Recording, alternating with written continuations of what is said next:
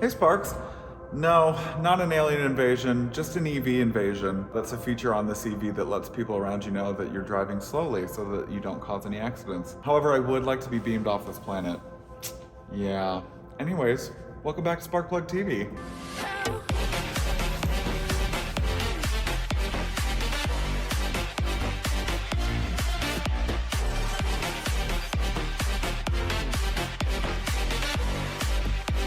Welcome back to another episode where I do car reviews for literally everyone, not just car enthusiasts. Please don't forget to like this video, comment down below, and subscribe to my YouTube channel. I would very greatly appreciate it. Today is, God, and I feel like I say this literally every episode, but a very special video because I have on my hands the incredibly sought after 2022 Hyundai Ioniq 5. Huge shout out to Johnson Hyundai of Cary for sponsoring today's video. Johnson Hyundai of Cary has the largest selection of Ioniq 5s outside of California as of the making of this video, and is the first store in North Carolina with them. I can personally attest to how great Johnson Hyundai of Cary is, as I leased my Elantra from them. They really do know how to take care of their customers. Okay, yes, sadly, thanks to Tesla's influence, the future is seeming more inevitably electric.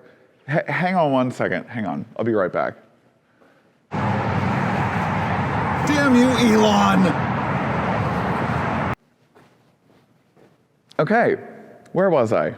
Most car companies like GM, Toyota, Volvo, etc. have all made a pledge to make the entirety of their vehicle lineups fully electric by 2030. Hyundai has also decided to jump on said electric bandwagon by introducing the first in their fully electric Ioniq series with the 2022 Ioniq 5. The super futuristic Ioniq 7 is set to be released in 2024, and the 2023 Ioniq 6 sedan is soon to be released this summer or year's end. The 2022 Hyundai Ioniq 5 is Hyundai's crossover compact SUV that is set to compete with every other CUV on the market, including the Tesla Model Y. Not only is this the first fully EV manufactured by Hyundai, but it's also Hyundai's first rear-wheel drive vehicle. The Ioniq is available in 4 trim levels: the SE Standard range, the SE, the SEL, and the Limited. There are 2 battery pack options as well as 2 powertrains. Battery-wise, you can get either the 58 kilowatt pack or the 77.4 kilowatt one. Being that this specific model is the SE, it has a 77.4 kilowatt pack with a rear-wheel drive powertrain, outputting 225 horsepower and 258 pound-feet of torque. Hyundai says that this one's range is estimated at 303 miles, and the all-wheel drive version is at 256 miles, but that could also be just a generous estimate. The 0 to 60 is a bit disheartening at 7.4 seconds for this model, but if you get the all-wheel drive 77 kilowatt version, your horsepower does jump up to 320. Pound-feet of torque goes up to about 446, and the 0 to 60 is slashed to about 5 seconds. This sadly isn't built for racing though, as the top speed is literally only 115 miles per hour for all models. For the SE,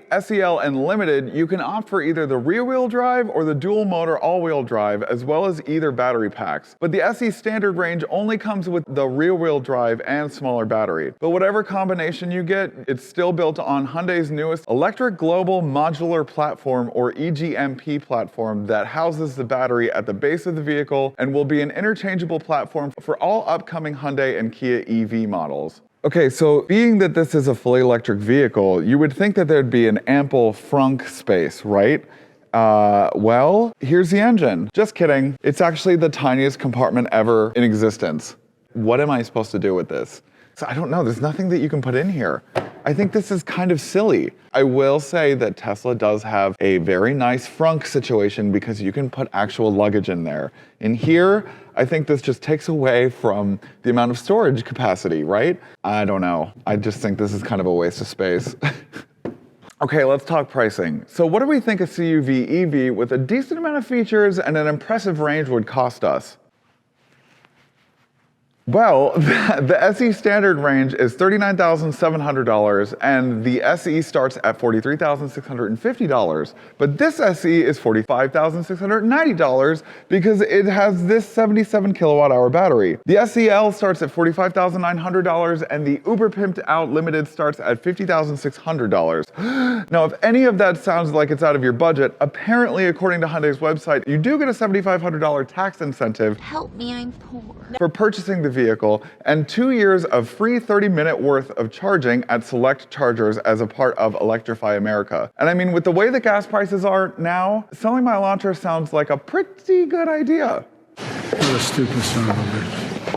Okay, so speaking of charging, with a 350 kilowatt DC charger, you can get from 10% battery to 80% in only a matter of 18 minutes. Or if you're really in a hurry, 5 minutes will get you 60 miles. That's nuts. According to the sticker, the Ioniq will get 132 mpge in the city and 98 mpge on the highway. And if you're like me and have no idea what that means, don't worry, I also definitely had to Google that. mpge is just an equation that I'm not gonna break down because I don't understand it and I don't like math. However, what I will tell you is that it stands for miles per gallon of gasoline equivalent. Typically, it's just a rough estimate and isn't totally exact, but it's still better than any gas-powered car out there. Okay, Sparks, let's talk dimensions. So I do have to say that I am pleasantly surprised by the size of it. Seeing it online and in pictures, I imagine this being about as dainty as the Kona is, but it really is comparable to other CUVs in its class.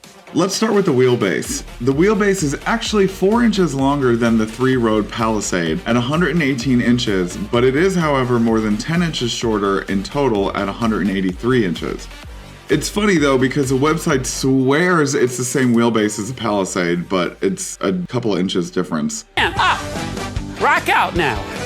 Crank it, stay down, shoulder, chin, shoulder, and.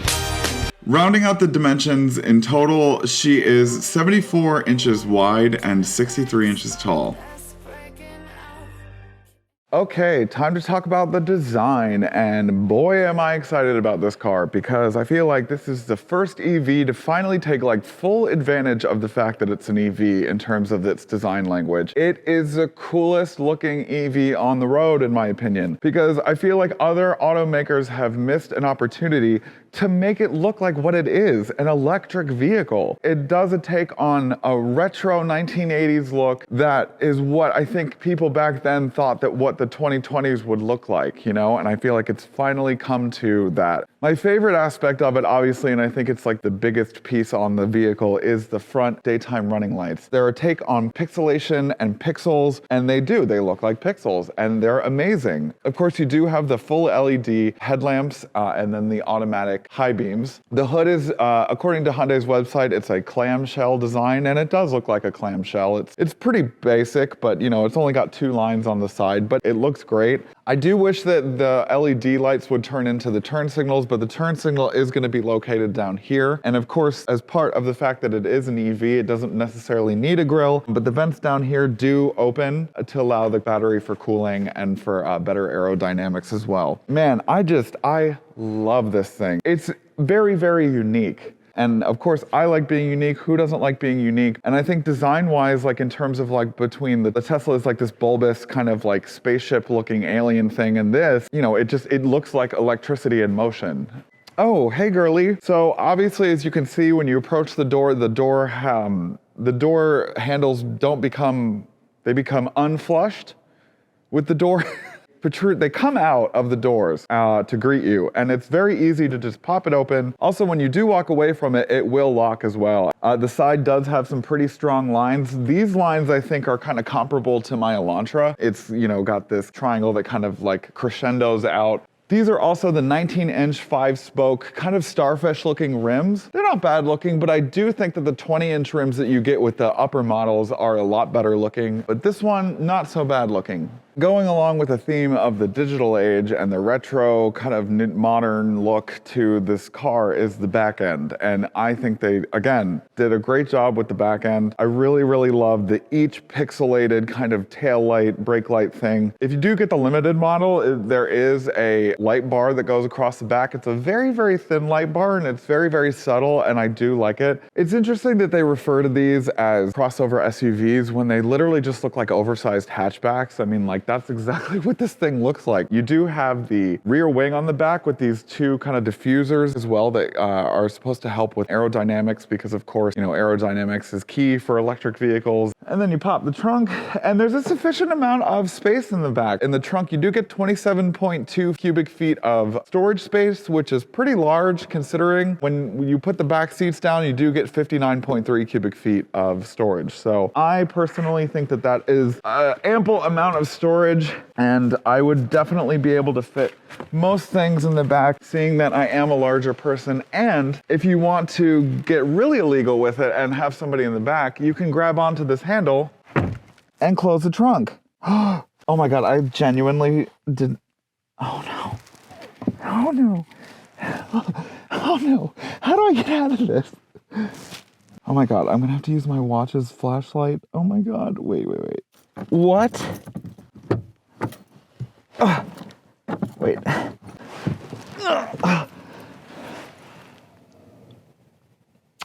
I closed it thinking that there was gonna be like a pull latch, but I did not think that through.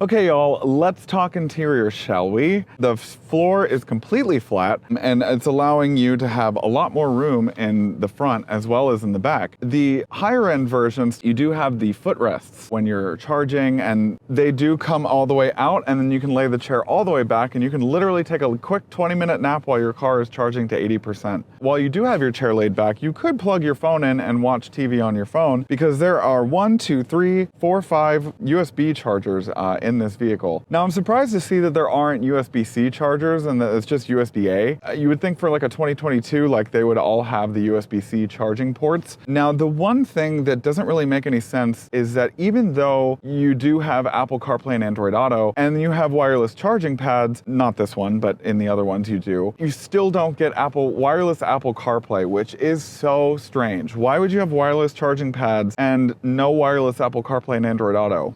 Anyways, the armrest is covered in the leatherette that would be available in the SEL and the Limited option for the chairs. So you do get kind of a little taste of luxury in the SE. The materials itself, not bad. I think they are nicer to touch than my Elantras. I think because this is a bit more expensive of a vehicle, you know, you are gonna have a better quality kind of material, hopefully. So in terms of like the tactile buttons and stuff as well, there's still this piano gloss black that makes everything pretty modern. The materials of the seats are super comfortable. They're a much better quality cloth than my Elantra's cloth, and they're heated as well. The control controls are very bulbous. They're very large too. And the gear selector is really interesting. It's got this slotted kind of look to it, and then it's almost kind of along with like the BMW i3 where you like push it forward and then you nudge it back for reverse and push it forward for drive. The steering wheel itself it's kind of edging a little bit closer towards like the square steering wheel that you're starting to see on some of these electric vehicles. And then you've got the piano gloss black buttons as well. You do have the driving assist, but it's not the full autonomous highway driving that you would get if you had the Limited. But this does have the steering assist and then the lane keep assist that bumps you back into place, as well as the adaptive cruise control.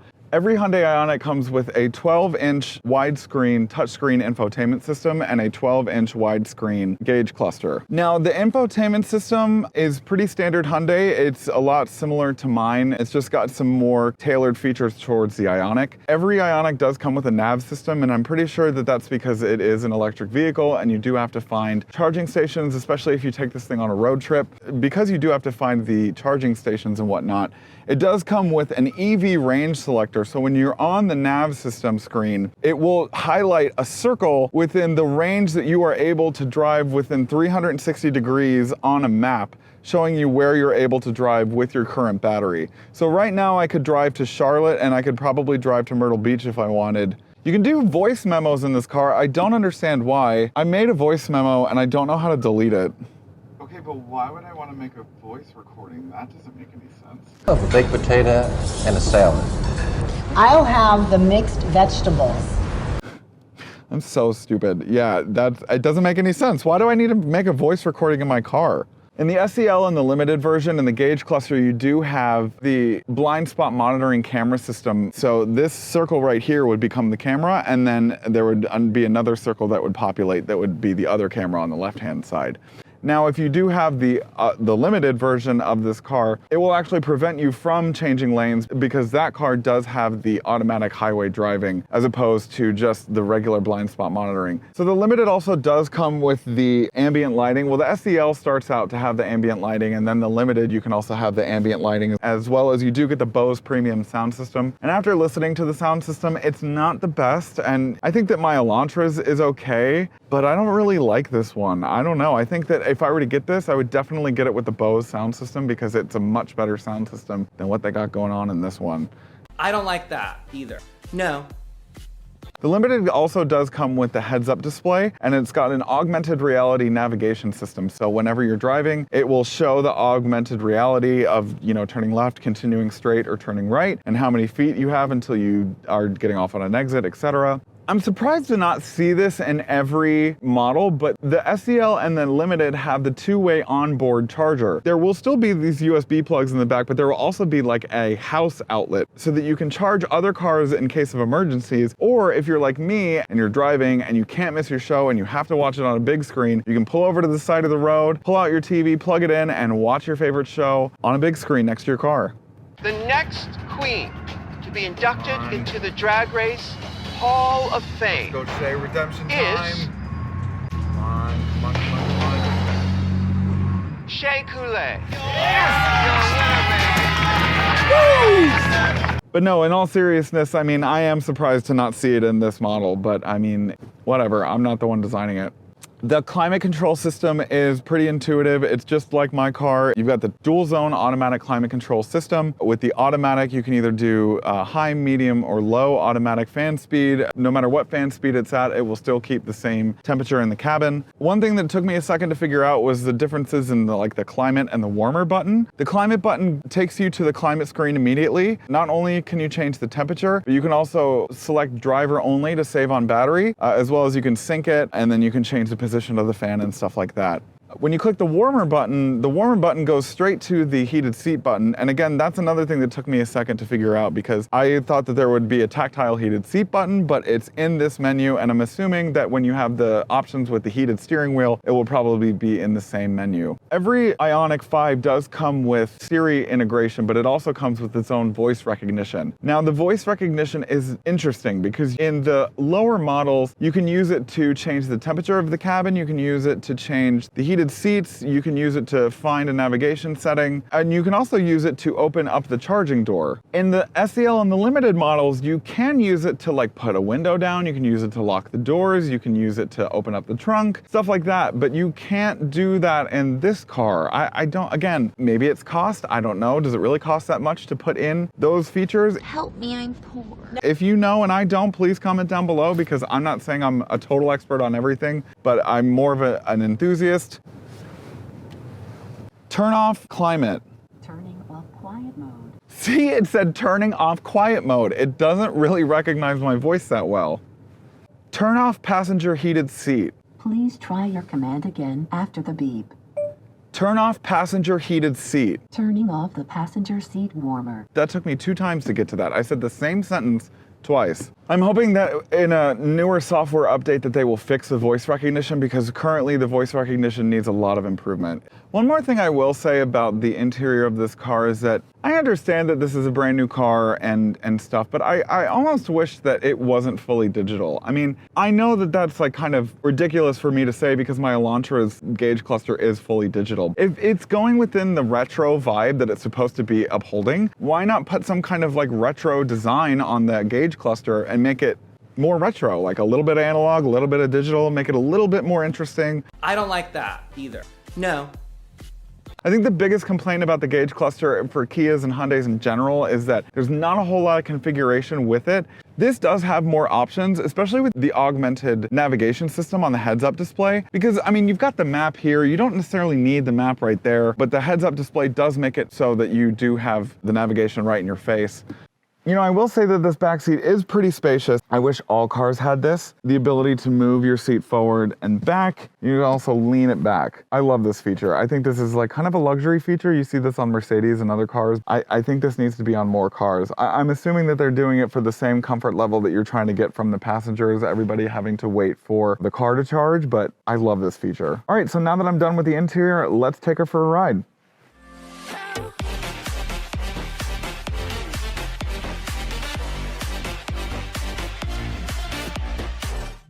All right, let's switch her into drive and let's get going, girlies. Can you hear that? So that sound only plays until it doesn't. Wow, I'm smart. That sound plays until about like 25 miles an hour and then it goes away. And then it comes back at 22 miles an hour. One thing I didn't talk about when I was talking about the interior was that there are pedal shifters on this steering wheel, but they're not necessarily for changing gears because of course it's like a singular drive, but it's actually for the regenerative braking. I think that's an interesting take on the regenerative braking. You can turn it all the way off and it just feels like a regular car, but you're not going to get as much feedback from the regenerative braking that you would if you were to have it on. You can turn it all the way up to the iPedal mode, and the iPedal mode, it brakes automatically for you when it's regeneratively braking. It does take some time getting used to, especially if you're not used to an EV, but I think that it does save you the most amount of energy and it will get you that MPGE that you're looking for, especially that higher number in the city. But it's interesting. I really like the paddle shifter feel. And so I'm gonna throw it into sport. And here we go on some instant torque. Okay. Woo! And see, that regenerative braking is nice when you go over the speed limit. The Eco, you can feel that it kind of backs down on the Eco, and then the normal is somewhere in between. I do like the gauge cluster. It's not that I don't. I think that it's a well thought out version of like an EV kind of gauge cluster with, you know, it shows you how much power that you're using, how much charge that it's taking when it's braking. Another cool feature is that when you turn off the climate control, or if you turn up the heat a little bit, or if you turn it down some, it will actually show you on the charge how many miles you have left. So if you have it at like 74 degrees, it'll be like at 192 miles, but then if you take it down to 68, it'll be back up to like 215 miles or something like that, depending. EVs do have an advantage over gas-powered cars when it comes to city travel because, you know, you're not having to use a whole bunch of gas to kind of push the car forward, and you can actually add more fuel while you're in bumper-to-bumper traffic by pressing on the brake and regenning the energy. You know, I will say that this car is surprisingly very, very quiet. I'm pleased with that, for sure. The lane keep assist is a lot more aggressive than it is on my Elantra. My Elantras will beep at you and it will bump you back, but you can kind of have a little bit of autonomy over it. But this lane keep assist is so aggressive when it bumps you back into the lane. I don't think that it needs to be so overpowering when it comes to, like, you see those bumps? Like, yes, you can feel the bumps, but it's really plush. It's a nice, comfortable, smooth ride. Okay, I'm getting on the highway. And blast off. Okay, I'm gonna turn on the adaptive cruise, then I'm gonna turn on the assisted steering wheel pilot. Now, I don't suggest using this during inner city travel, but I do think that this is very, very good when it comes to the highway. It's a lot better than my Elantra, I think because this is even a little bit more updated than my Elantra. Now, of course, this doesn't have like the auto lane change and stuff that the Driving Assistant 2 on the SEL and the Limited have, but I still think that it's just as capable of just keeping you straight in the lane, because if you get the autonomous driving for this car, it's still going to suggest that you keep your hands on the steering wheel like it's doing now. And all you have to do is apply slight pressure, and then you just have to continue to be as vigilant as possible on the driving conditions, especially with people on your left and your right. I mean, it does a good job at keeping you aware anyways. But it's a great highway car. It's a great driving car. I really do love this car. Okay, final thoughts. So I am gonna do a pros and cons list this time around. You know, because I don't think that there's any one car that's absolutely perfect. I mean, maybe there is, and I haven't driven it yet. But I think for this one, the pros would be the smooth ride, quiet ride, the overall design language of the exterior, the range capability, the fact that it can be charged up to 300 miles. I think that's a huge plus. The comfort factor of this car is a huge pro as well.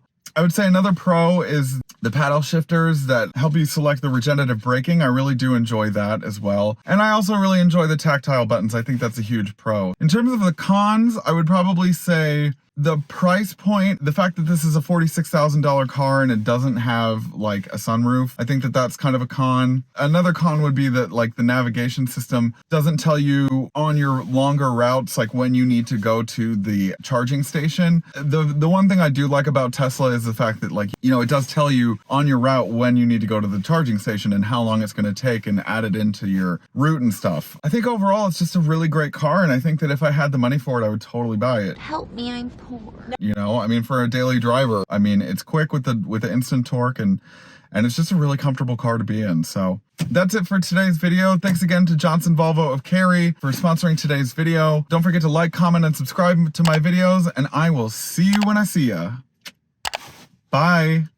Hey Sparks, thanks for watching today's video. If you want more Sparkplug TV content, click right here. Right here. You got two options. Choose one, or both.